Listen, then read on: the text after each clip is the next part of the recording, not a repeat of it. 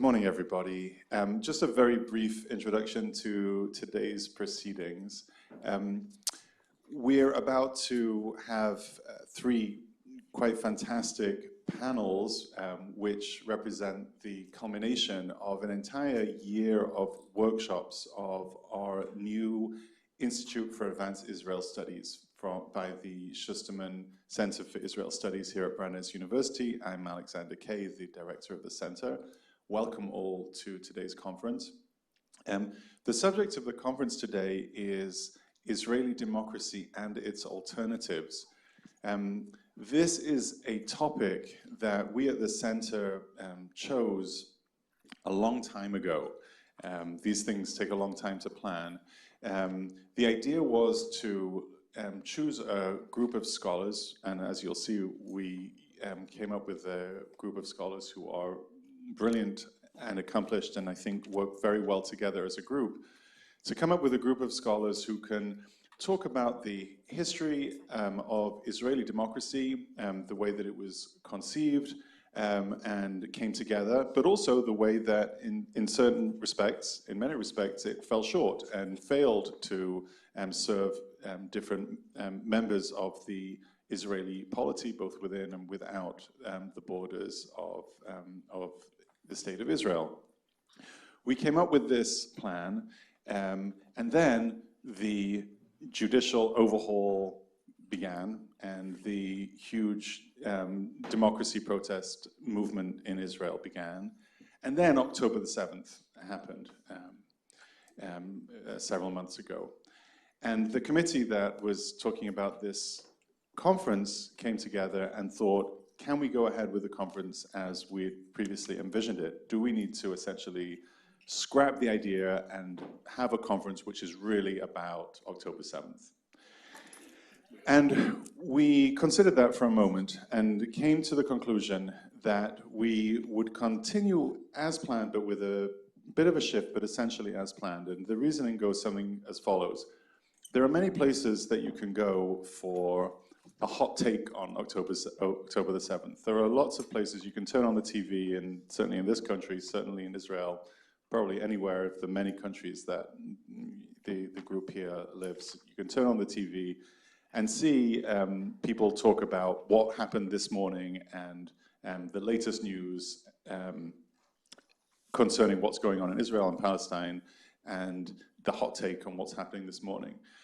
But what's often missing from the public discourse, what's often missing from journalistic discussions, which definitely have their place and are absolutely essential and crucial, and yet what's also necessary is something which involves deeper, historically rooted, research-based discussions. And we thought that that's something that we can supply with our group of researchers and scholars. So our goal was to go forward with these three panels, which are looking at the history of Israeli democracy in a deeper historical context, with the understanding that that context is essential for understanding what is unfolding in Israel-Palestine this very moment. The three panels are organized roughly in chronological order. So the first panel that we're about to hear talks about the imperial legacies, so both Ottoman and British imperial legacies. The second panel talks about essentially the period of the State of Israel during its 75-year existence. And the third panel will talk about more contemporary issues and looking forward to the future. So with that, let me turn over to our first panel, and I'm very glad to introduce our moderator for this morning, Professor Yitzhak Conforti, who is a professor in Bar Ilan University. He's an esteemed professor of Zionist history, especially a professor studying and writing extensively about the history of cultural Zionism. I'm not going to take away from his time by reading out his extensive biography, which we can read in the conference booklet. And I'm going to hand over to Professor Conforti right now to lead the panel. Thank you.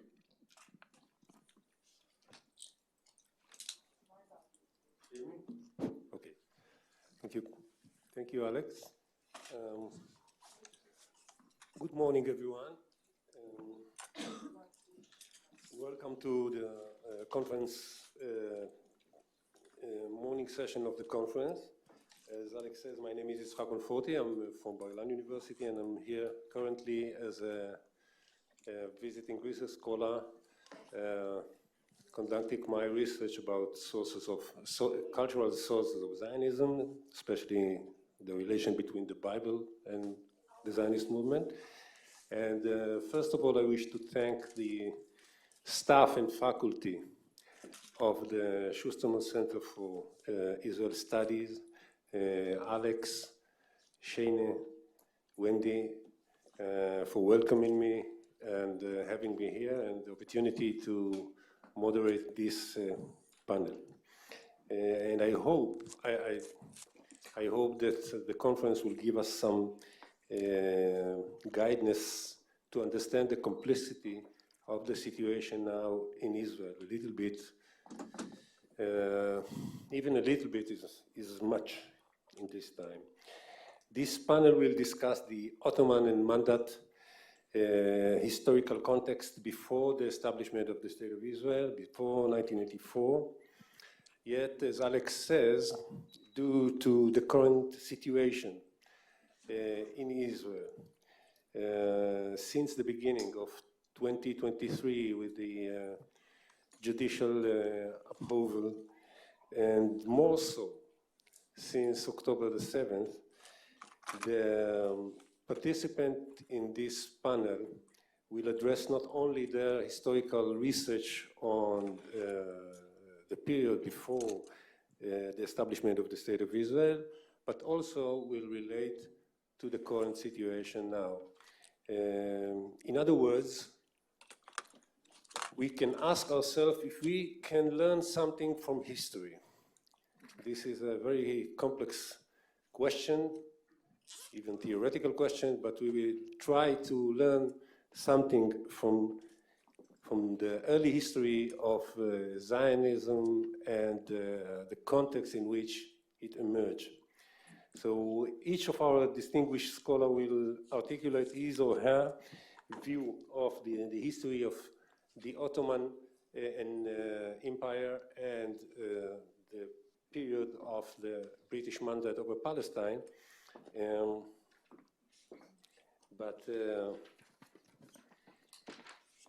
Before we start, and I will present the speakers, if I may, I will just say a few short remarks, 2 remarks.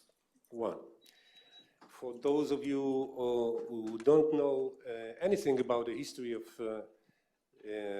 Zionism, not just the conflict between Palestinians and the Jews in Palestine, but for the sake of those who know a little about this. The Zionist movement has, as a national movement, began at the late 19th century. In this period, parallel to the rise of modern anti-Semitism in Central and Western Europe, and the persecution of the Jews in the Pale of Settlement in Eastern Europe, the phenomenon of nations and nationalism, a nation state in Europe, were at their peak. I mean, roughly from the 1870s to World War I. What distinguished Zionism from the other nationalist movement in Europe at the time is the fact that the Jewish nationalist movement grew out of the diaspora and not from given territory. As a national movement, Zionism had relatively strong ethnic and cultural basis at the outset, but it lacked a territorial dimension. Hence, some scholars of nationalism have used the term diaspora nationalism in regard to the early stages of nationalism. One of them is the late great scholar of nationalism, Anthony D. Smith. Second remark, if I may, we should also distinguish, as we do in this panel, between 2 periods when speaking about Zionism before 1948. the Ottoman Empire period, and not just the Ottoman, but the imperial context before or up to World War I, and the British mandate over Palestine. The first era, despite the fact that Zionism chances to success were rather slim at the time, was formative in terms of Zionism vision and imagination. We found that the basic questions and conflict over the nature of a future Jewish state or some kind of Jewish sovereignty was formed at that time, namely the cultural polemic, pulmusa cultura, it calls in the time, of the relations between nationalism and religion in the early stages of the Zionist movement, early Congress. The conflict between Ahad Ha'am and Herzl over the question whether Zionism should be a Western nationalism or Eastern nationalism, as Hans Kohn defined it later. The conflict between people and land, what we called Uganda controversy between 1903 to 1905, on the question whether the Zionist movement represent the Jewish people or the land of Israel. All these issues will accompany Zionism and Israel to this day.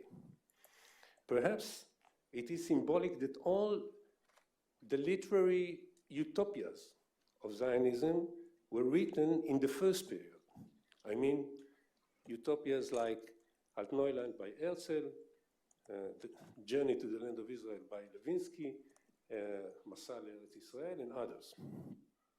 This era, and the second era, the British mandate over Palestine created more realistic and platform for the creation of national home in Palestine. This era, after the Balfour Declaration, brought the encounter with reality, with the Palestinians, with the Palestine as a country, as a not an imagined country, but a real country. Therefore, in the second period, we find more realistic political plans by leaders of the Yeshuv, such Ben Gurion, Weizmann, Jabotinsky, among others, the leaders of Brit Shalom from one side, talking about binational,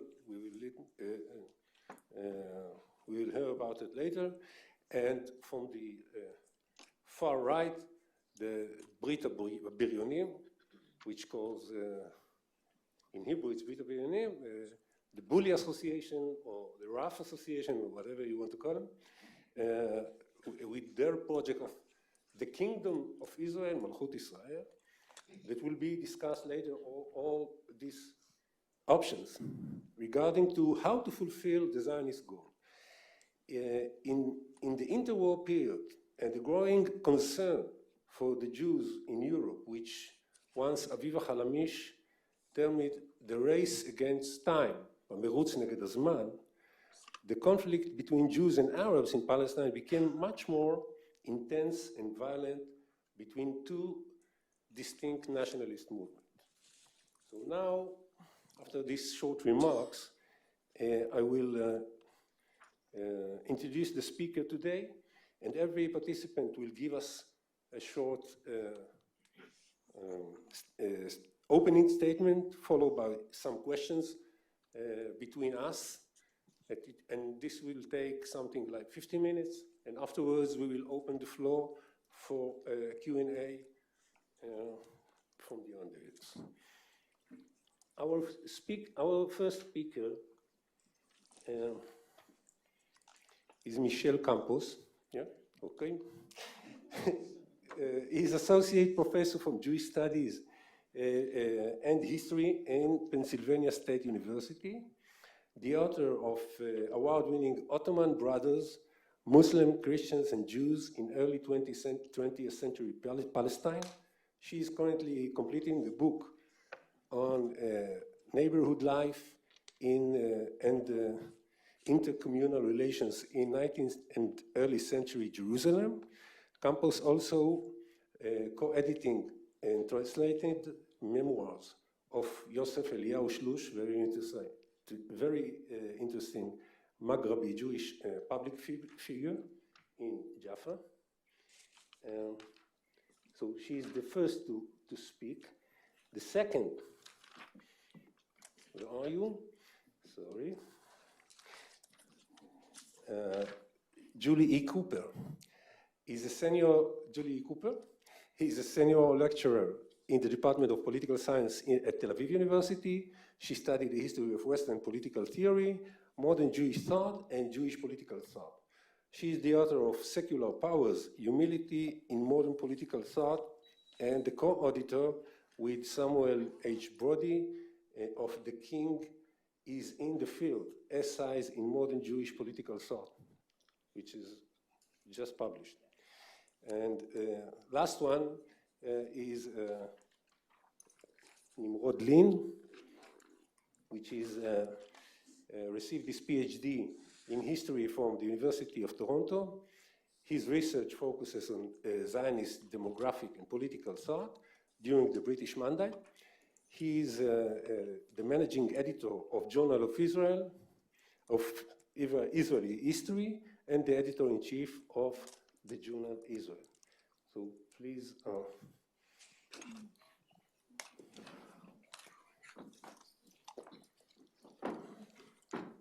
Is this on? Great, thank you. Thanks so much. I want to thank Alex and Shana. Louder. It's not on? It is on. Okay, great. I want to thank Alex and Shana and their wonderful team at the Schusterman Center, as well as my fellow Institute for Advanced Studies scholars. It's been a really rewarding year, and I've learned a lot from our discussions. I guess my role here is as the Ottomanist to talk about an Ottoman Empire or side of the Ottoman Empire that we don't often think of, and that certainly has not translated or carried on into what we typically think of or consider the historical political legacy of the empire. But I'm going to begin by looking at the very end of the empire and kind of the transition over to the British Mandate, and then go back a little bit. So in the fall of 1920, a delegation of Palestinian leaders met with the first civilian British High Commissioner for Palestine, Herbert Samuel, to demand political representation in the colonial government that was then being formed.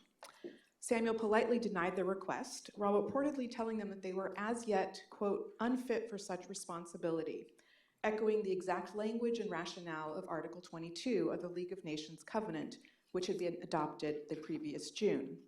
So just as a very brief reminder for us all, in Palestine, the British military occupation at the end of World War I turned into a British civil administration that was eventually recognized by international law in 1922 and lasted almost 3 decades. However, the Palestine Mandate differed significantly from those other mandates that Great Britain and France received over Transjordan, Syria, Mesopotamia, and Lebanon in at least one really critical way, that it was irrevocably and legally linked to the Balfour Declaration, which simultaneously recognized the establishment, as probably all know, of a national home for the Jewish people in Palestine, and also recast the local Muslim and Christian Palestinian population, 90% of the country at the time, into existing non-Jewish communities with civil and religious rights, but notably without any political or collective rights. In the first 2 years of the British occupation, Palestinians attempted to combat this limitation and express their political will in a number of ways. They joined the short-lived Arab parliamentary monarchy based in Damascus. They established Muslim-Christian political associations throughout Palestine. They took to the streets in public demonstrations, submitted petitions against the pro-Zionist and colonial policy of the British mandatory regime. The British, Israeli, and UN archives hold hundreds of these petitions, sent to military and civilian officials, as well as to international bodies, between 1918 and 1920, in which Palestinians argued for their right to determine the fate of their own country, and when that failed, to at least partake meaningfully in its daily affairs. These petitions very often use the language of self-determination and self-rule, or hukm al-vati, political justice, and citizenship. However, as the margin comments scribbled on these documents by British colonial officials, largely dismissing Palestinian claims, make clear, the British problem with Palestinians at the outset of their colonial tutelage was decidedly not that they were politically immature, but rather that they were too politically aware and refused to accept their political subordination, indeed their deliberate erasure that was embedded in international treaties. Instead, the British colonial logic had failed to consider the Palestinians as experienced imperial citizens. And this mismatch between Palestinians' recent political experiences and expectations of the last decade of Ottoman rule on the one hand, and the British officials' refusal to recognize them on the other, came to the fore in that fateful meeting in September of 1920 that I mentioned earlier. In response to this reporting on this meeting, Bula Shahada, the editor of the Jerusalem-based Arabic newspaper Marat al-Sharq, or Mirror of the East, bitterly complained, and I quote, "Even under the Turks, the people were given a semblance of representation. The people here are not natives of Africa and cannot be treated as such. They are more awake and far more civilized than many of the European politicians themselves, who are quick in condemning other people as unfit for representative government." Now, leaving aside Shahada's regrettable language about Africans for the moment, I want to pause to consider what underlay his palpable affront at the High Commissioner's suggestion that Palestinians were new to the obligations of citizenship and therefore had not yet earned the rights of citizenship, and to briefly outline the contours of Ottoman imperial citizenship that I've written about elsewhere. There's a long chronology of Ottoman imperial reform, which included the establishment of local councils in the 1860s, the brief adoption of an Ottoman constitution and selection of an Ottoman parliament in the 1870s, and the simultaneous growth of a vibrant, if censored, multilingual press and public sphere.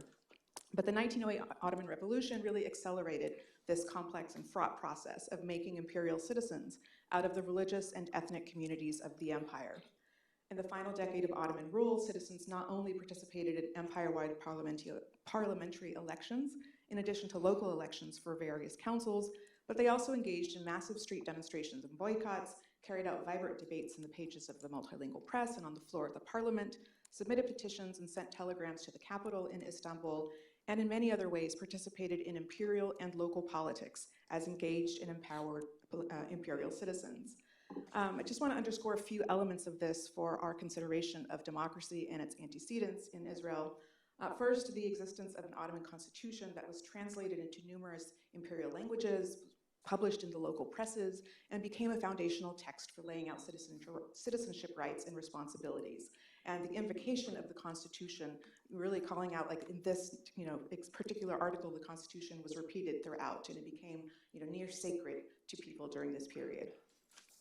Second, the emergence of a collective identity, an imperial we, in the late Ottoman Empire. So this was known in various forms, the Umma al-Uthmaniyya, the Milleti Osmani, or in Judeo-Spanish, el Pueblo Otomano, that existed alongside and at times supplanted other collective identities. Third, the process of imperial elections and shared local councils precipitated discussions about the public good.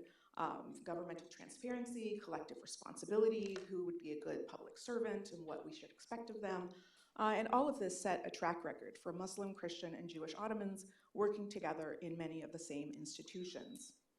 And fourth, this took place against an Ottoman topography of everyday intercommunal interactions, economic relations, neighborhood co-residence, civil society organizations, and general everyday proximity with their imperial brothers. Now, to be sure, and I'll end here, the Imperial Citizenship Project was fraught, and external war, internal rivalries and challenges, and competing interests had already weakened its appeal and its reach considerably, even before the outbreak of the World War that brought about the dismantling of the empire.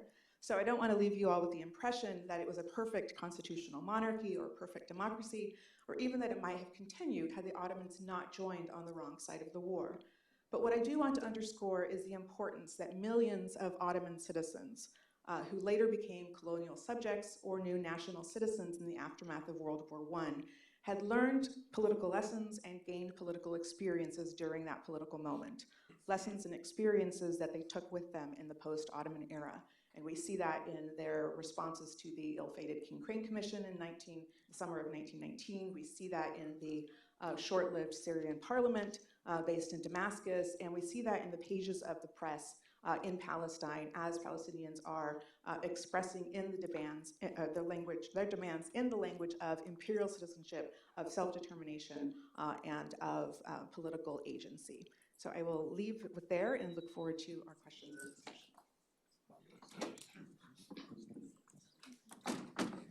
Hi, I'm a political theorist, so I'm going to talk about Israel before and after the nation state, not in historical terms, but in conceptual terms. although I will try to explore the possibility that we are witnessing a transformation of Jewish historical consciousness at this very dark moment. In the weeks following October 7th, there was a pervasive sense amongst Israeli Jews that the state had simply vanished. The failure of the army, intelligence services, and government to anticipate the attack exposed the weakness of the state and the fragility of sovereignty. Moreover, in the early weeks of the war, volunteer groups were pressed into service as the government proved incapable of providing basic services for thousands of citizens evacuated from their homes. After these colossal failures, it is harder to maintain the belief that the nation-state is the lone guarantor of Jewish freedom and safety. In the wake of the October 7th massacre, consoling narratives about the protections of sovereignty and the exceptionality of the State of Israel have lost much of their credibility. Could this crisis of confidence in the state signal an inchoate transformation of Jewish historical consciousness? The collapse of familiar narratives about the nation-state as a bulwark of Jewish security demands a revision of standard periodizations of Jewish political history. Specifically, it pushes us to entertain the possibility that Jewish political thought may be approaching a post-nation-state phase. By post-nation-state phase, I mean a period in which the nation-state loses the default status, the sense of obviousness and inevitability it has enjoyed since World War II. Events of recent years, culminating on October 7th, force us to contemplate this prospect. And now I'm going to mention a few examples from Israeli popular culture and political discourse that suggest to me, or at least hint, that we're witnessing a historical transformation of some sort. Since the demise of the Oslo process, pundits, activists, artists, and intellectuals have increasingly claimed that the Israeli regime, both within and beyond the Green Line, is best described as, or perhaps should become, a collection of autonomies. Autonomy talk gained increasing currency during the pandemic. There was a lot of criticism of the so-called Haredi autonomy. And it also resurfaced during the judicial reform period when opponents of the reform endorsed devolution to protect liberal values. It is scarcely surprising that the popularity of this topos dovetails with the demise of the two-state solution, which was predicated on the paradigm of the nation-state. Thus far, attempts to achieve maximum correspondence between nation and state via territorial partition have failed. Post-Oslo, autonomy talk indicates that the nation-state has lost its aura of inevitability. Admittedly, these tropes from popular culture and political discourse are somewhat marginal, but I still want to insist that they possess diagnostic power. To the activists and intellectuals who invoke this topos, it is no longer inconceivable that Israel's political regime will undergo a radical transformation, auguring the post-nation-state phase of Jewish political history. What makes this episode so striking is its recirculation, sometimes conscious, sometimes unconscious, of political idioms supposedly rendered obsolete by the establishment of the State of Israel. After all, autonomism was the ideology developed by Simon Dubnov, the pioneering historian and diaspora nationalist. Dubnov advocated Jewish national autonomy in the multinational polities of Eastern Europe. Dubnov's concept of autonomy was also taken up by influential currents of Zionist thought in the 1920s and 30s. At times, it seems as if we are witnessing a return of the repressed, as ideas of diasporic provenance resurface in the land of Israel after the establishment of the State of Israel to challenge the nation-state and its hegemony. Modern Jewish nationalism was predicated on a critique of the nation-state. Nationalists of all stripes complained that enfranchisement in European nation-states instigated a fundamental transformation of Judaism, turning what was formerly a nationality into a religious confession. With this claim, critics of emancipation advanced a distinctive theoretical proposition, namely that the hegemonic mode of political organization establishes the conditions of possibility for Jewish identity, practice, and communal organization. If the corporate polities of the Middle Ages afforded Jews national autonomy, centralized modern states press Jews to define themselves as a religious minority. The political thought of Jewish nationalism thus poses a distinctive question of regime. What forms of Jewish existence are constrained and enabled by different state forms? And when I say different state forms, I mean city-state, nation-state, federation, or multinational empire. Zionist activists and intellectuals faced a more concrete question of regime in the interwar period. What kind of polity should Jews establish in Palestine? As historians have recently demonstrated, Zionist thinkers proposed a variety of regimes that deviated from the sovereign paradigm, some of them, for example, national autonomy, drawn from diasporic history. The establishment of a Jewish nation-state was not a foregone conclusion. Debates raged between partisans of the nation-state and proponents of federal, binational, and autonomous schemes. Today, it is conventional to equate Zionism with the pursuit of Jewish sovereignty. Yet, as the new historiography has shown, there is a rich and vibrant tradition of Zionist thought before the nation-state.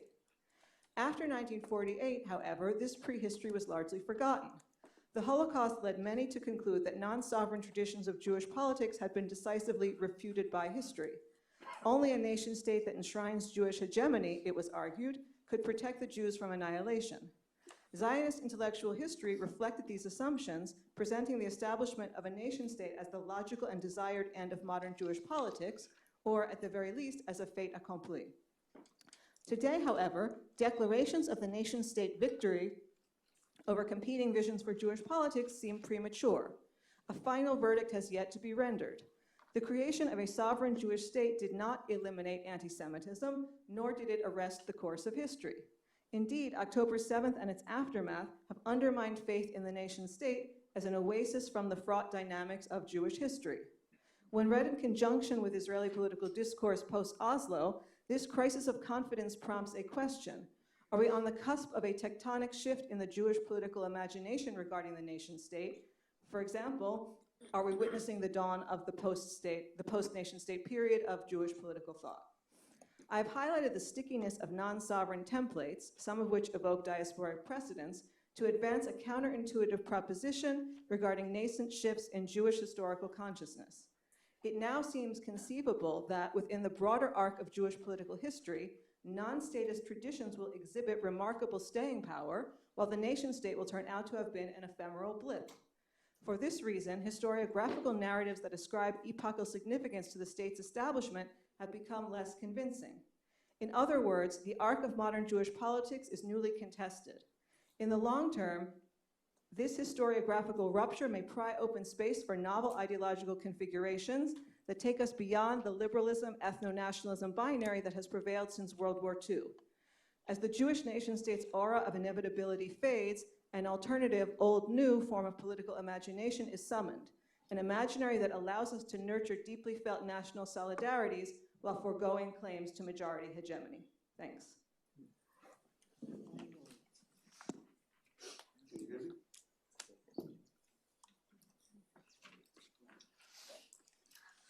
What now? Okay. So I'm fortunate to talk about Michelle and Julie because I'm going to build to a large extent on what they have talked about. I'm going to talk about the Zionist democratic and demographic ethos during the British Mandate. And I'm going to start from what I perceive as two methodological problems with the history of Israeli democracy, which is the idea that Israeli or Zionist thinking about democracy began in 1948, and that Israeli democracy is to a large extent an intra-Jewish affair. That democracy is something that Jews are doing for themselves, with themselves. And to demonstrate that, I'm going to talk about the Legislative Council. The Legislative Council was a legislature that the British wanted to establish in Mandate Palestine, which would have been a Jewish Arab British parliament with very, very, very, very, very, very limited powers. And in 1923, there were elections to the Legislative Council. The Jews, under very heavy British pressure, voted. The Palestinians decided to boycott the elections because they felt like voting in the election would legitimize the mandate. And so the Legislative Council was never established, although the British had attempted to establish it again and again until 1936. And then something really interesting happened. The Palestinian leadership almost immediately regretted boycotting the elections, and the Zionist leadership decided that they were never again going to participate in a legislature with an Arab majority. And to a large extent, Zionist political thought during the mandate after 1923 is about how do we prevent Arab majority representation, not rule because the British wrote the rules, but how do we prevent the creation of institutions in which the Arabs are the majority, because if they're the majority, they might slow down Jewish colonization. But the problem is that they couldn't say, we don't want an Arab majority. You just, even in the 1930s, you couldn't say it. So they came up with a bunch of ideas on how to prevent majority rule or majority representation in Palestine. And one of those ideas, or a group of those ideas, was binationalism. And binationalism, which Julie mentioned, in the 1930s was nothing like Zionist binationalism after 67. After 67, generally speaking, binationalism is about decolonization. In the 1920s and 1930s, binationalism is about colonization. It's about how do you allow for Jewish immigration and land purchases as a weak minority. And so the idea was that you would federalize Palestine, and then you would have areas in which the Jews can purchase land and immigrate, or if you create a legislative council, there would be parity between Jews and Arabs. And one of the arguments for parity was that we shouldn't count heads in Palestine. Instead of counting heads, we should count nations, and there are only two nations in Palestine, and then we should split the seats 50-50. So why isn't there a binational state today in Israel-Palestine? Well, two things happened in the 1930s. First of all, there was this mass immigration from Europe of persecuted Jews, mostly from Poland, but also from Germany. And secondly, by 1934, 1935, the British know that they're going to war with Germany or Italy and Japan, and they need to secure their alliances in the Middle East at the expense of Jewish immigration and land purchases. And then the Zionist leadership realized that binationalism is not going to secure or guarantee the continuation of Zionist colonization. And this is when we see the shift to the idea of the Jewish nation state.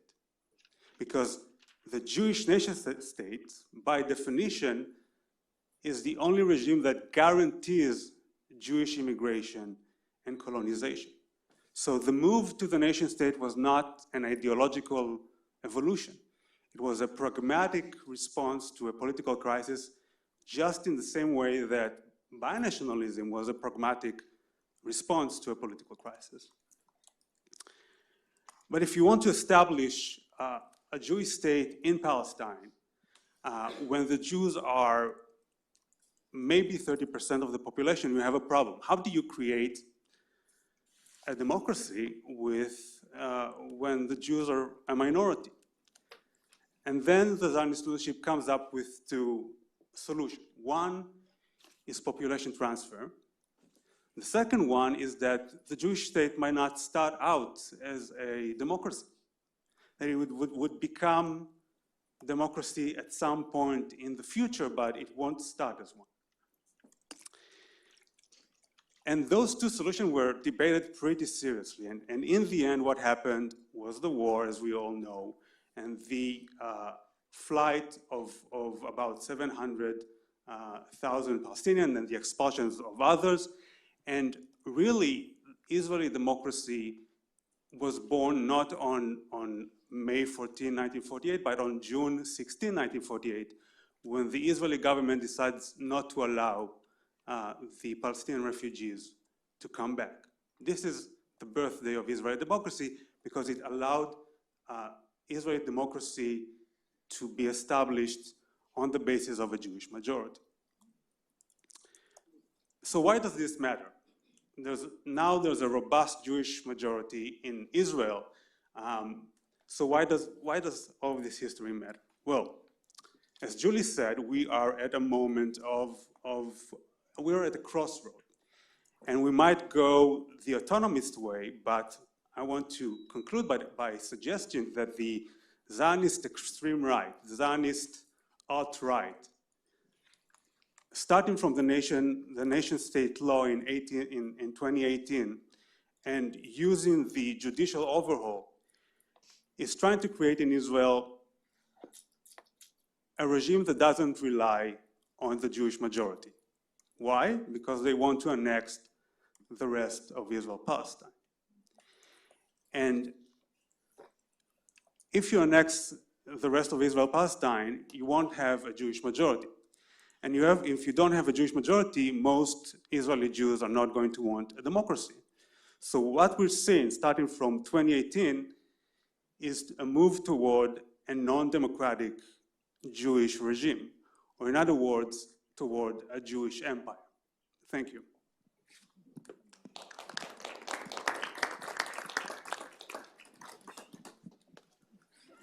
Thank you. I'll first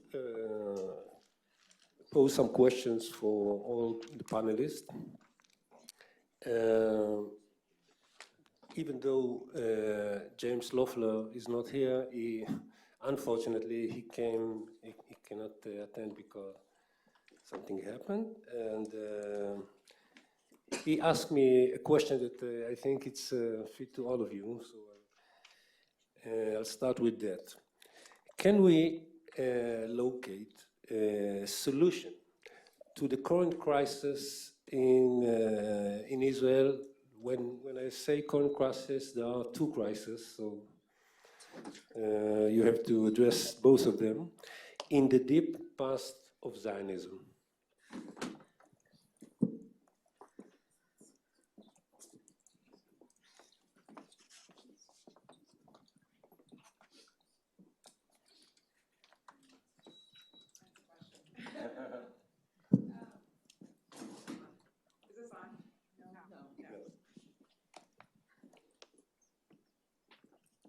Is this on? Yeah. Okay. I think I might broaden that question a little bit in terms of thinking about the deep past of the land itself, right? Of Israel-Palestine itself, rather than just the Zionist movement, and then I can turn to the Zionist movement. But I do think that there are lessons to be drawn, and that we can see some of those challenges if we think about the Ottoman Empire and its very brief attempt over the course of its 600-year history. It's a very brief moment in which it attempted to be an empire of all of its citizens. And those challenges, you're really about thinking who is losing what by that transformation to becoming an empire of all of its citizens, and not an empire in which you have a hierarchical relationship between those who either are Muslim because the empire is an Islamic empire, or those who belong to the state and the military in terms of thinking about political power. And so thinking about the discourse around making Israel a state of all of its citizens, and there's obviously a resistance to what Jews would lose by doing that. And I think Nimrod's work and others in the group have pointed to that very real sense of threat. And we saw that a century ago by people and groups of people who felt that they were going to lose more than they were going to gain by that. So I think that has to really be addressed in terms of addressing the complaints and the sense of threat by those who would lose power, who would lose sovereignty, would be important in terms of thinking about if we might transform this moving forward. I think in terms of the history of the Zionist movement, one of the things that I've worked on in the past is looking at the ways in which Ottoman Jews, and particularly Sephardi Jews, responded to the Zionist movement, found themselves, both kind of supportive of wanting to help their Jewish brethren, largely Ashkenazim, who were fleeing Russia and Romania during the pogroms, who saw themselves as loyal Ottomans, but also wanted to support kind of new Hebraic revival in the land of Israel and in other parts of the Ottoman Empire.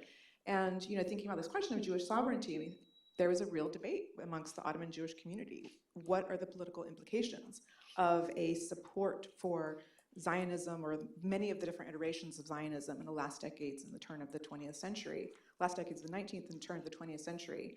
And so, the question, I think, would really force us to think about, to what extent is Zionism rescuable from the current iteration of the Zionist movement?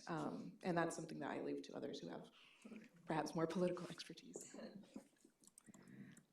So I think I want to say three things. I gestured towards the possibility of a change in Jewish historical consciousness with respect to the nation state, both because I think I'm trying to offer an empirical diagnosis of changes that may still be subterranean, but also because I think they may open up possibilities for new forms of political imagination. And I think new forms of political imagination are welcomed and desired because the nation state in its Israeli iteration has many democratic deficits, right? It presents the state of Israel not as the state of all of its citizens and residents, but as the state of the Jewish people. It creates differential citizenship statuses. So I do think that the form that the nation state has taken in the state of Israel is imperfectly democratic. And as Nimrod has gestured, ironically, at the moment when Israel passed the nation state law, I think we're actually witnessing the end, in some ways, of the classic nation-state period of Israeli politics, precisely because values other than democratic self-determination, values such as Greater Israel, the land of Israel, are increasingly overtaking the political discourse and creating an opening for the kind of Jewish imperial regime that you mentioned. And so in that sense, I do think that the sort of return of what I call the return of the repressed, the surprising counterintuitive resurgence of non-state political visions in the land of Israel after the establishment of the state of Israel does harbor some kernel of possibility, because in principle, I do think some of these regimes that are federal or binational or autonomous do offer more egalitarian ways of reconciling demands for national self-determination with equality between all of the different groups that live in the region. But I think that Nimrod offered us a very important caution. First of all, that we can't just replicate these models from history in a cookie-cutter fashion, because we're in a very different historical context.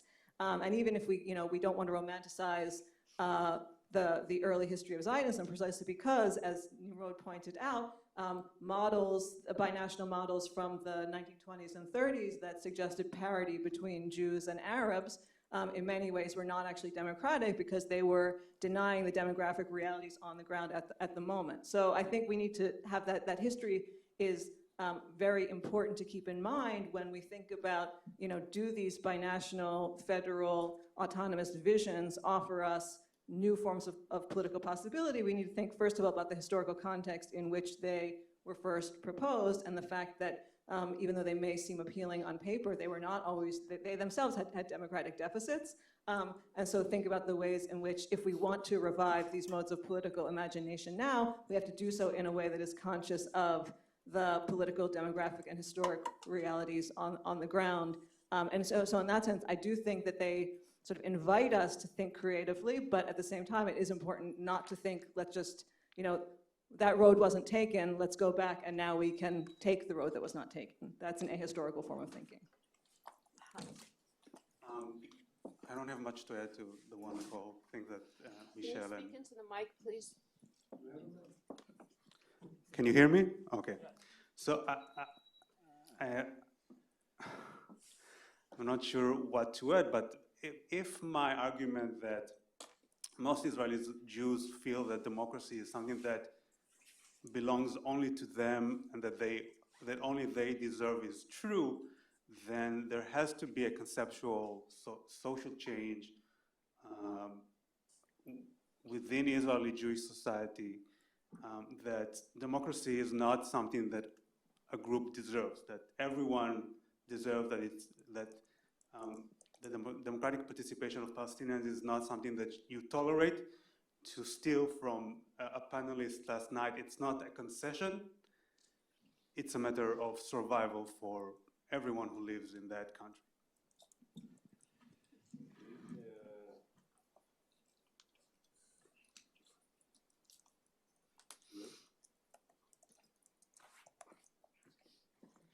Okay, thank you. For Michelle, What do you see as the political legacy, positive or negative, of the late imperial and mandatory periods in Palestine?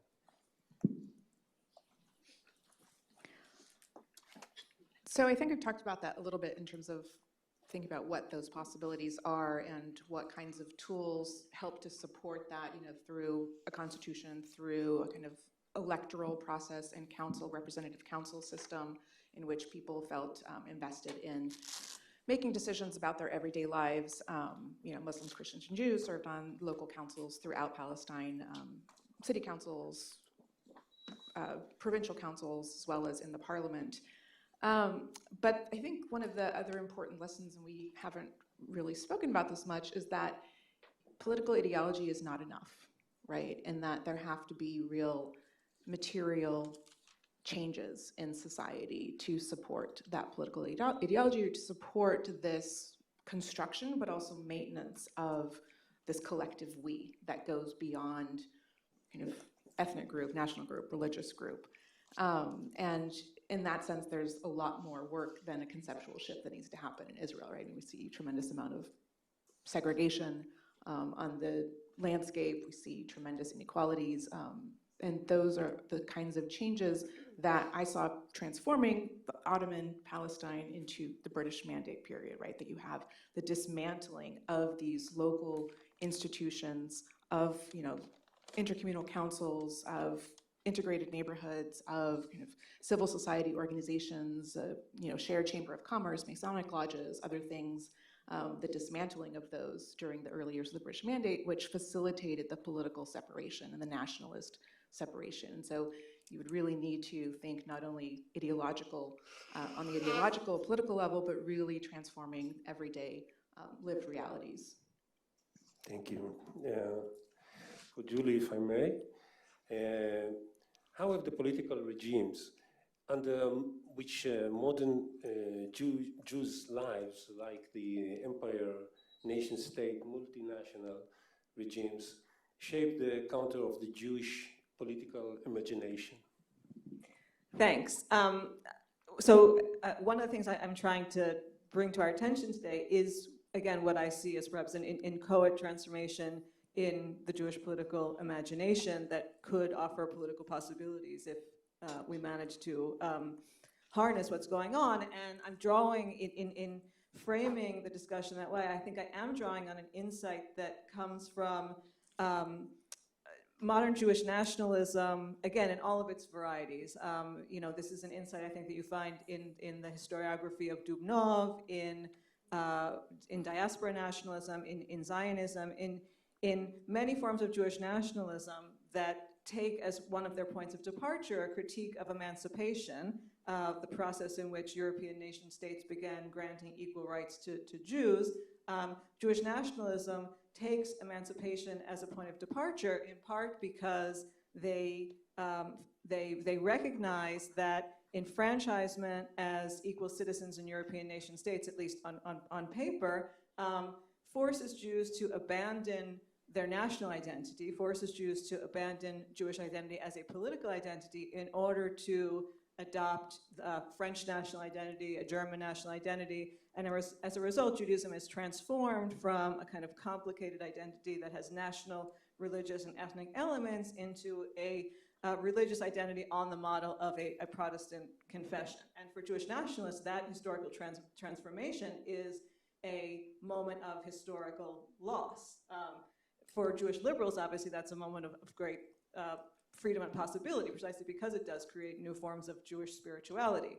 But I want to address this question from the vantage point of Jewish nationalists, because I think they are pointing out something interesting, which is the extent to which the political regimes under which Jews have lived historically have shaped, enabled, and constrained the possibility for Jewish identity, existence, and communal organization. So in imperial frameworks that did not necessarily demand exclusive political loyalty from Jews were able to maintain different forms of communal and even national identity, whereas in a modern nation state that demands exclusive political loyalty, it is much harder for Jews to maintain a Jewish political identity, and that's why we see in Western Europe and even in America, arguably, the transformation of Judaism largely into a private religious identity.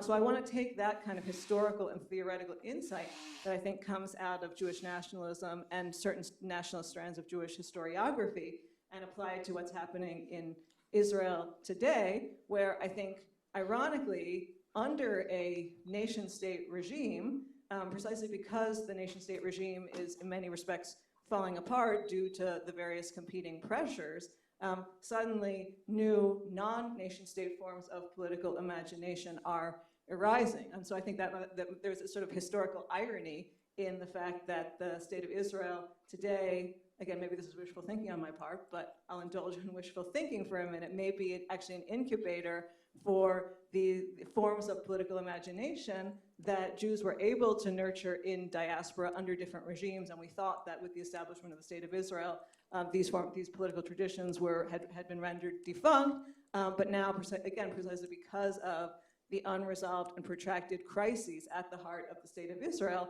that political regime and its crises are allowing Jews to reimagine their collective existence in old new ways. Thank you, Julie. And last direct question is to Nimrod. What can we learn from the pre-1948 history about the current judicial situation overall in Israel? Well, like I said, it's really during the mandate that you see the emergence of the Jewish majority as the underlying principle of Zionist political philosophy. It's not necessarily tied to democracy. The Zionists understand the Jewish problem as a demographic problem, the problem of being a minority. And so the Jewish majority is this wonder cure that's supposed to cure everything that's wrong about the Jewish people. And it so happens that when you have a majority, it's also very easy to have a democracy. And again, my interpretation of the judicial overhaul is that it's trying to create a revolution in Zionist political thinking, where you don't really need the majority anymore. And this is, I mean, we live in historical time, right? The war is historical, the judicial overhaul is historical, but there is a deeper undercurrent here that to me is much more substantial and much more frightening, which means a complete revolution in how Zionists and maybe Jews think about themselves politically, and what kind of other political shapes and forms and mechanisms are going to come out of in a future where Jewish majority is no longer important. Thank you, and I will ask a last question for all of you, and then we will open the floor for questions from the audience. On historiographical note, scholars continue to be drawn to the pre-state Zionist ideas of binational federation and non-statist politics. How do we explain this trend? I mean, in meta-historiographic term that we just see in the past 2 decades, how do you, each of you, explain this trend to drawn to this forgotten solution?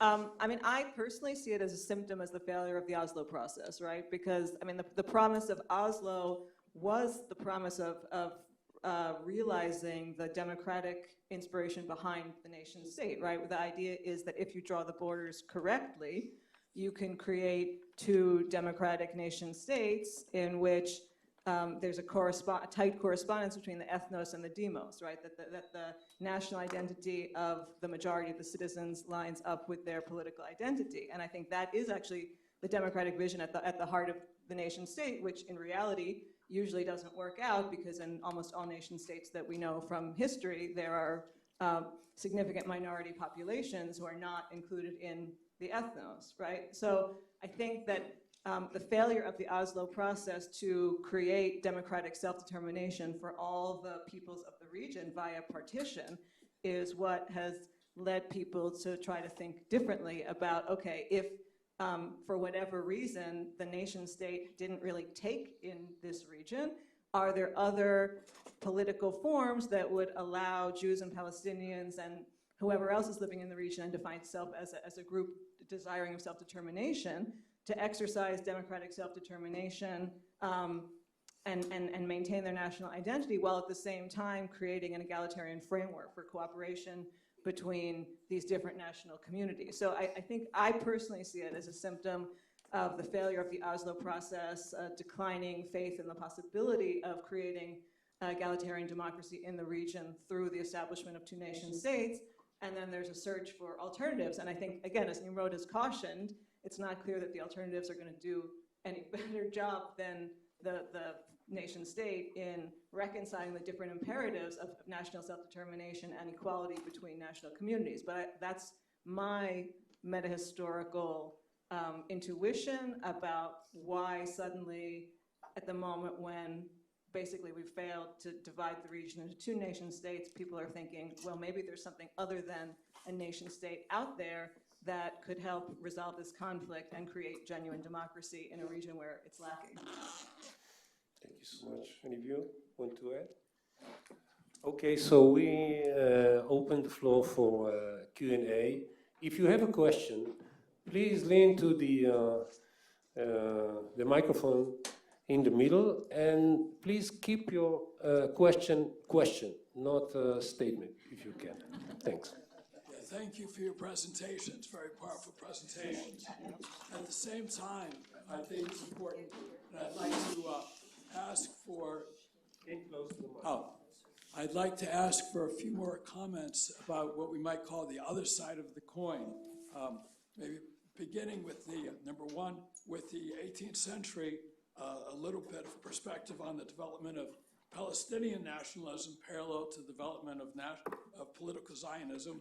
And number two, the attitudes of early 20th century Arab leaders such as Emir Faisal towards Palestinians and towards overall Arab nationalisms and the attitude towards Jewish settlement. In particular, to what extent was there pro-Palestinian sentiment, and to what extent was it more just for Arab nationalism and to make sure there wasn't Jewish sovereignty? And finally, just anything about the role of the January 1919 agreement between Emir Faisal and Chaim Weizmann. To whom you are directing the question? Well, I guess number one with Michelle, and then anything anyone else would add like that. Okay, we will take another question, 2 or 3 questions, and then continue. Yeah. Hi, good morning. Can you identify yourself? Amy Singer from the History Department here at Brandeis. Thank you all for your thoughts. So I'm going to shift the post-Ottoman lens that's been opened and ask you to think about the following. What if we don't think about a kind of linear progression from Ottoman to British to Israel and Palestine, but we think about Israel and Palestine as part of the post-Ottoman world and look to today's Turkish Republic for another post-Ottoman model of how polities in the region have confronted the competing forces of secularism and religious identity as the demographics changed in specific places. Because I think that the Turkish model, mostly ignored as a comparative case for the state of Israel for the mandate period and then afterwards, actually presents what is not necessarily a happy comparison, but certainly a relevant one about the balancing tendencies, but also imperatives of governance and the state towards radical secularism, which was then democratically overturned in favor of a democratic Islamist government, which has become increasingly authoritarian. and models the authoritarian governments in Syria, in Hungary, and in other parts of the world. So if we don't look at this just as a Jewish story, but look at it as a story of the 20th century and the development of nationalisms and the competing forces between national and nation-state identity and a religious identity that comes into play forcefully, politically, as a country changes and its demographics become more politically engaged, I think that one possible picture that we could look to is in fact what you would call the democratic political victory of people whose self-identity is in fact quite faith-based and who have a majoritarian view of democracy, not the kind of view that we have here in the United States or other places, which is equally legitimate politically as a model, and certainly seems to me as, you know, at least a possible outcome. So I think that our comparative lens has to open much wider beyond just what did Zionism want? What does Zionism need? What does Zionism intend? I think that ignores a whole possibility of developmental processes in the region that are part of an Ottoman legacy and part of the paradox of religion versus nation state, which Turkey has also tried to square and equally unsuccessful at. Thank you so much. Anyone? Okay. Thank you so much. I'm Rafi Stern. Robbie? Yes? This is especially to Professor Cooper, but I think Zionism, I mean, it emerges very much in an international kind of comparative context, right? Be it romantic nationalism or expansion of European expansion, empire. And my question is, where are the international comparators today that you see as offering any type of viable notion of a one-state reality? I mean, Syria comes to mind, I guess, but that's not that promising, or Sri Lanka, but kind of where is that? Okay, we will start to give some answers to these questions, and if you have later on questions, please do the same. Yeah, I'll be brief. In terms of the first question regarding Palestinian nationalism, Arab nationalism, yeah, I mean, you see trends, and this is a very big, debate amongst historians of what do we call nationalism, but, certainly if you think about, sentiments of collective belonging, collective identity, invoking the term, Palestine, Aussie Palestine, we see that already. I think Chaim Gerber made the argument in the 18th century, certainly deep into the 19th, the beginning of the 20th century, and it's existing at the same time that you have Ottoman patriotism, at the same time that you have Arab nationalism. So, Bulu Shahada was advocating, the journalist that I quoted, at the time, as well as many Palestinian nationalists, were advocating the United Arab Kingdom under Faisal, based in Damascus, this greater Syria. And they did not see that as contradicting their local Palestinian commitments. This was not a demotion of Palestine per se, but they saw themselves as being representative. And there were Palestinian delegates to this Syrian parliament.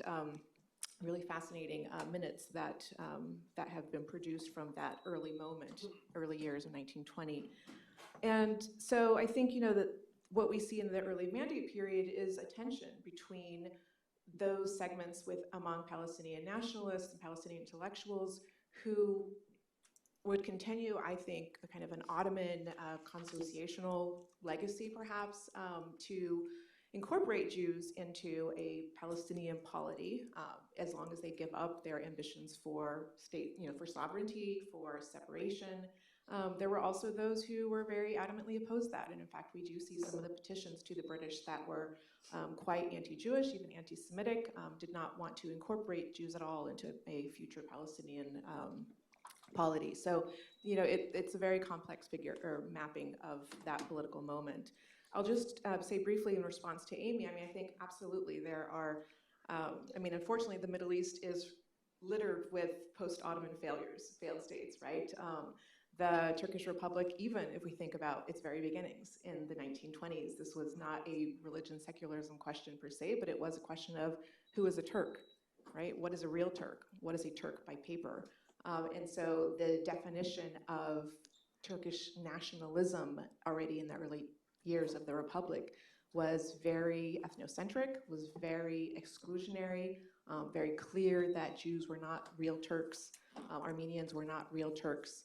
And so that's also something, this legacy of the failures, it has to do obviously with the very fraught decade that the new Republican leaders had lived through and their sense of betrayal by non-Muslims.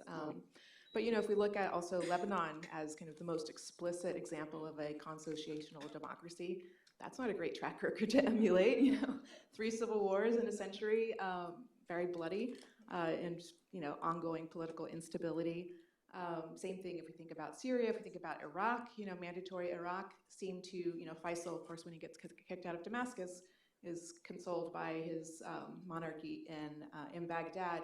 And, certainly you have an attempt to create an Iraqi nationality that would incorporate, not only Sunni Muslims and Shiite Muslims, but also Jews and other minorities. But, you have the Assyrian massacres in the early 1930s and, the ongoing deterioration of that potential of an inclusive Iraqi nationalism, even, a decade before the Farhud.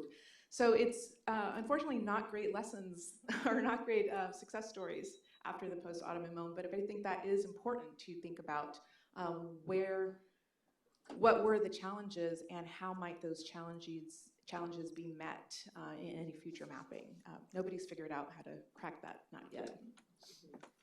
But before I answer the question, I just want to give a shout out to my colleague Dalia Scheindlin, who will speak later today, because if I understood your question was in part, what are the international comparison cases? And she gave a very powerful paper yesterday suggesting that it's a mistake to take Anglo-American liberalism as the relevant comparison case, and instead we should think about other multinational conflicts that have been resolved through processes that include constitution making. So I just want to give that shout out before I say that I think part of when I've given versions of this talk, I get similar versions of your question, which is, these projects have been tried and they always failed. Look at the minority rights treaties after World War I, they failed.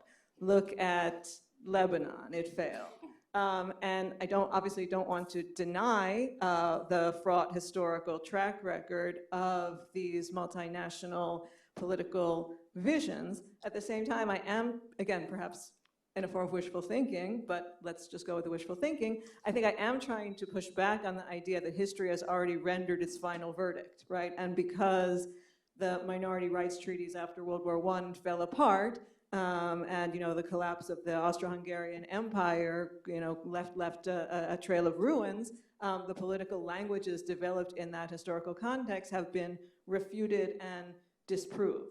I think it is, premature to say that history has rendered its verdict, and the verdict is that the nation state is the most viable form of polity that exists. The nation state also has a very checkered record, certainly at least in the Israeli-Palestinian context, and I think that kind of triumphalist or teleological historical thinking does blind us to the pervasiveness of federal and consociational arrangements all over the world today, in Canada and the United States, and in all sorts of places. So I don't want to deny that the historical track record is mixed, but I think the historical track record of many polities is mixed, and I think it's a mistake to use that kind of triumphalist narrative to blind us to the pervasiveness of these forms of political arrangement and the possibilities that they offer.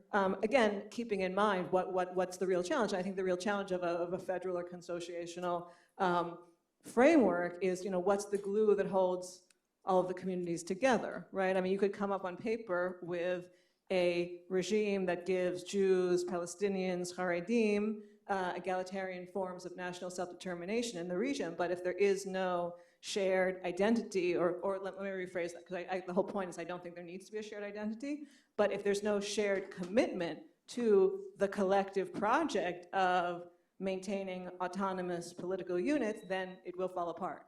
So I think that's the real theoretical challenge and practical challenge is if we are giving up on the idea of a shared political identity, how can we nevertheless create motivation for a shared political commitment to maintaining these forms of autonomy in one region at the same time. I just want to comment about the question on the Faisal-Weizmann agreement, which is really interesting because the agreement was specifically with Faisal, who was a non-Palestinian, and the agreement became completely irrelevant almost immediately. But Weizmann, who signed it, was particularly uninterested in Palestinians, did not count them, did not think that they were a real people. He specifically said that their national wishes are going to be fulfilled in Damascus and in Cairo, and that they should be happy with their connections with other Arab people. And then this conception blew up in his face in 1920s when there were riots, because riots are about saying, don't count us out, don't ignore us. And then it blew up in his face again in 1921, and in 1936, and in 1948, and in 1967, and in 2000, and in October 7. And it's just going, as long as we try to bypass the Palestinian, it's just going to keep blow up in our faces. Any other questions from the audience? No more?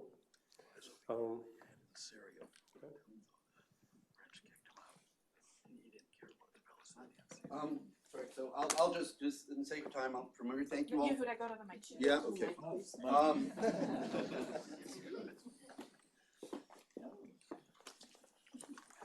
Okay, hi, my name is University of Brandeis. It's a pleasure to see you all and to learn from you all once again. Just one comment on political institutions and also mentioning the Oslo process. At the risk of sounding unbearable, during those years I was working in the State Department. And it was very clear, it's very clear in retrospect that a cardinal error / sin on the part of the Israelis, the Americans, and the PA was a principled unwillingness to build meaningful, sustainable Palestinian political institutions and culture. And over the years when that's been attempted, say a few years ago, the episode of Salam Fayyad, so was, of course, he was dispensed with pretty quickly, also because he's bad for business. So I just need to put that on the table, because the cultivation of meaningful political institutions and civil society and so forth, there's all sorts of reasons why it didn't happen. And again, part of it was an Israeli desire that it not happen. As Rabin famously said, you know, Arafat can break heads as he wants without B'Tselem, without worrying about the Supreme Court. But when we think about the future and how and why Oslo has failed, and there's lots of reasons why Oslo has failed, but I just very much wanted to lay that one on the table. Thank you. You want to comment? Yeah.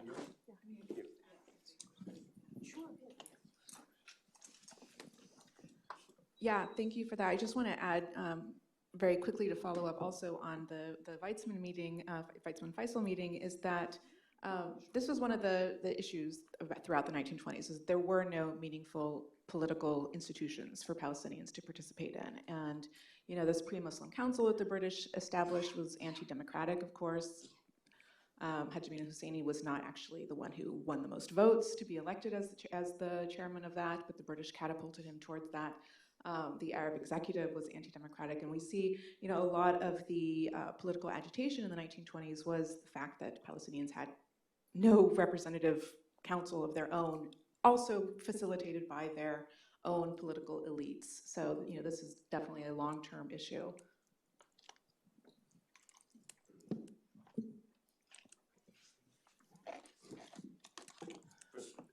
Sorry, thank you so much. So I'm...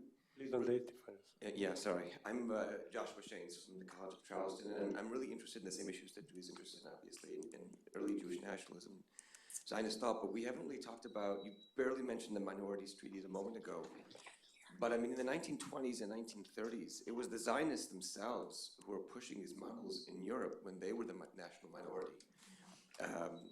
It wasn't just the same ideology, it was literally the same human beings. And so I'm wondering to what extent, how does Zionism today handle that awkward history. I mean, it's one thing to, Dmitry Shumsky's, book has made a huge impact on us, but I wonder, beyond these four walls, are people thinking about these things, and particularly about the 1920s when they were saying, oh, a national minority, you can't have a Polish nation state that ignores the Jewish national minority. You have to have these national minority rights, and we're going to fight for them, and that's perfectly legitimate. How do they see, where's the disconnect? What's happening there between then and now? Because that seems like just the most obvious one. Are you asking why is there not like greater consciousness amongst the Israeli Jewish public about this history, or are you asking? Partly, and I'm also asking, should there be? I mean, in other words, is this I mean, again, I can't overemphasize, it's literally the same human beings, right, calling for national minority rights as Zionists. It wasn't just a theory of Dubnov or a couple people doing Gegenwartsarbeit in Helsingfors. It was literally these people saying, national minorities, we have to have these rights and so on. Should there be greater consciousness of this? Is this a useful moment we can seize to develop something better?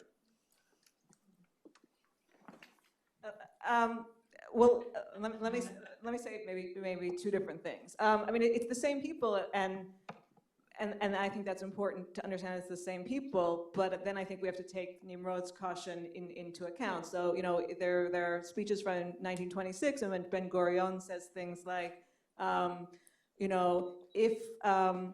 if we were to try to, no, I'm not going to try to be able to translate on the spot the exact phrasing, but he says something like, he proposes an autonomous framework for Jews and Arabs in the land of Israel at the time, and says something like, if we were given the opportunity to conquer Gaza, sorry, not conquer Gaza, that's a Freudian slip, conquer Yaffo, and give up our, this autonomous vision so that we could also rule over Arabs in Yaffo, that would be a violation, of our very national identity and all of our commitments. But we know that, several years later on, that was precisely the vision that he was advocating. So, I mean, I think that the fact that it's the same people who are, in some cases, saying, let's advocate a minoritarian vision for Jews in Europe while advocating a majoritarian vision for Jews in the land of Israel at the same time. That's a contradiction we have to reckon with. And then there's also the fact that we have to reckon with the contradiction that some people who in the 1920s started out offering egalitarian or minoritarian visions of autonomism for Jews and Palestinians in the land of Israel itself, several years later then embraced majoritarian forms of Jewish sovereignty. So in that sense, again, these visions are not necessarily a panacea, and they have to be understood in their historical context. I will say, again, in my sort of wishful thinking mode, that if there was a re-diasporization of Israeli Jews on October 7, the sense of shock and trauma caused by a pogrom-style attack, which supposedly was not supposed to happen here, and it seemed inconceivable that it would happen here. I guess I do think that experience of historical dislocation, the challenge to exceptionalist narratives that say precisely because Jews have an army and an intelligence service, they are not subject to the fraught dynamics of Jewish history. It turns out that we are still subject to the fraught dynamics of Jewish history. I guess I do think that maybe that, in unconscious ways, that experience of, if not re-diasporization, at least the erosion of the supposed divide between diasporic Jewish experience and the experience of Jews in a Jewish nation state, could revive these more minoritarian versions of the traditions I've been talking about. I think that Shumsky overemphasizes the importance of the minority treaties to Zionist leaders in Palestine. In the diaspora, it's different, but for people like Ben Gurion and Weizmann, Jabotinsky maybe not, but for Ben Gurion and Weizmann, the minority treaties are not very important because they want Jews to come to Palestine. That's the human capital. They don't want to be poor, right? And so the treaties are working against Zionism as they understand it. So I think that Chomsky has really overemphasized how important those treaties are. Any other questions? Sorry, I just wanted to add something else about the minorities treaties. they were applied in the new Turkish Republic. And one of the things that's interesting to think about, of course, is the fact that in the mid-1920s, the Jewish community decided to forfeit their claims to the minorities' protections. They thought that this would prove their loyalty to the Turkish Republic. They knew that the minorities treaties were a kind of bone in the throat of the Turkish nationalists. That didn't transform the direction of Turkish nationalism, nor did that transform the kind of increasing restrictions upon the Jewish community. So I think it's just part, again, of the complications of these institutions, and even turning against these institutions, having to think through the implications of that.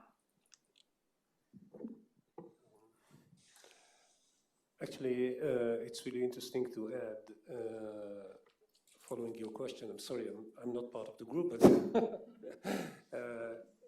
I don't know how many of the members of the Likud party know the book by Jabotinsky, The Jewish War Front from 1940, which is really talking about minorities and the need to secure minority rights. But the Zionist politics evolved during time, and now I really think that Jabotinsky was not elected to, not just Jabotinsky, but also Menachem Begin to the Likud party. So things have been changed. To answer to your question about how people do not recognize what happened in the 20s and 30s. Any other questions? Yeah, please. Yes, I have a question for Julie. Recognize yourself, please, Gil. Yes, I'm Gili Cohen, incoming student here. And my question has to do with your vision of these old, new, sort of diasporic nationalist alternatives, and just the fact that it seems to be at a dissonance with contemporary public opinion about what galut is in Israel, and how it kind of sits as this bad word. Do you see any political mechanisms in place to have these sort of diasporic influenced sensibilities, and how that would potentially help or be included in the contemporary governmental framework for a future Israel? So, I mean, my point of departure here is precisely the striking irony that, in a country in which galut is a bad word, and the Zionist ethos of shlilat hagalut, of negation of the exile, is still part of the Israeli popular culture, it's very striking that in recent years there's been this resurgence of autonomous language. And it resurfaces in political discourse on both sides of the ideological spectrum, and also resurfaces in popular culture. I don't know, I think it's available on Netflix or on Hulu maybe, but there's a mini-series called Autonomiot, Autonomies in English, which is this kind of dystopian fantasy in which the state of Israel devolves into a Haredi secular and Palestinian autonomy. And that's the kind of dystopian nightmare that we're trying to avoid. But it's very interesting that in popular culture, that possibility is still there. So that's actually that's kind of my point of departure, is that it's very striking that precisely in a society that still very much denigrates the diaspora and denigrates exilic Jewish political traditions, there is this resurgence, conscious or unconscious, of this very political tradition that has been supposedly repressed. So it's that irony or paradox that I'm trying to point at, and suggest that maybe in unconscious ways that we're not yet fully aware of, there is some sense that the nation state is not a fait accompli, and precisely because the conflict continues, it's unresolved, and there's no obvious way to resolve it. These historical memories and traditions are resurfacing, again, in conscious and unconscious ways.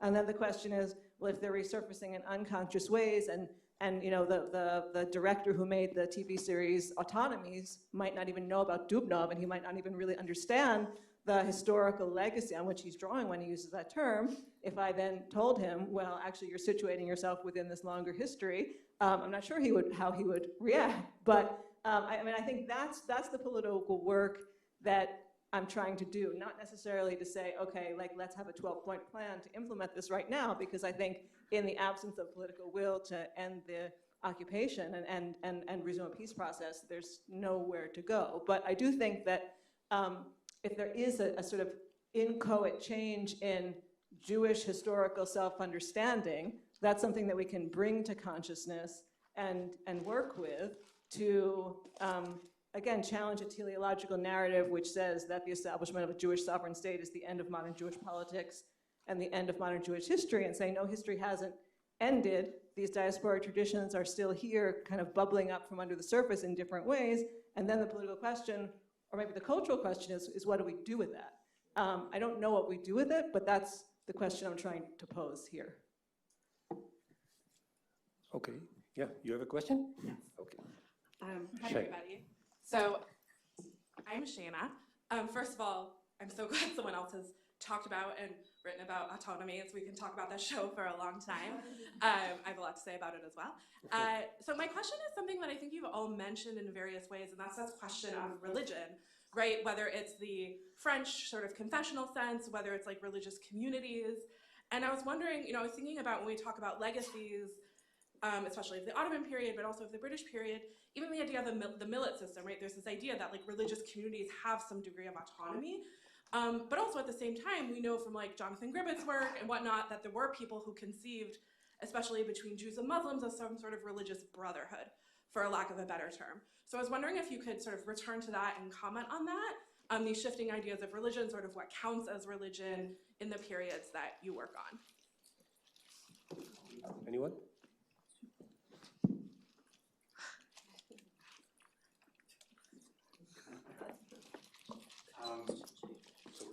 Just 2 minutes.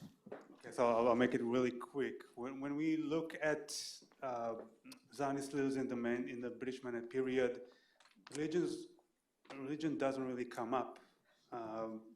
They think about, first of all, because there are Arab Muslims and Arab Christians, but mostly because Zionists think about difference in terms of nationality and race, and not religion. Religion comes maybe later, maybe it's not that important.